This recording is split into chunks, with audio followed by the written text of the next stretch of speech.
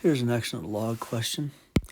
So the first thing you need to do with this one is you need to squish these two logs.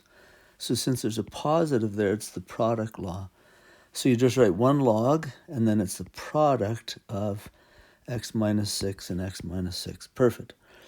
Next step is to change it to exponential form.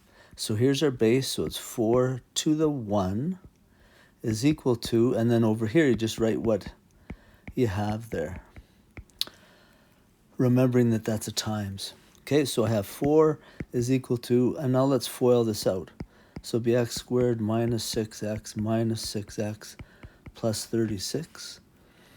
And then since it's a quadratic, I want to make it equal to 0. So I'll subtract 4 on each side.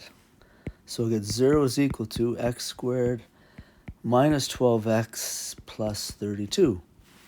Now since it's a quadratic, now I'll try and factor. So it'll be x and x. Things that multiply to 32 add to 12. I'm thinking 8 and 4. So 8 and 4, and I think both have to be negative. Just check that. Yeah, that'll be right. Now to solve, I'll set each of those factors equal to 0. And then add 8 to both sides, add 4 to both sides. At this point here, I'm thinking, gee, I did a lot of good stuff. I did the product rule, then I changed form, I did some multiplying together, moving things. That's an x squared, I factored, and then I solved each of the factors. But the last thing is you always want to make sure you check.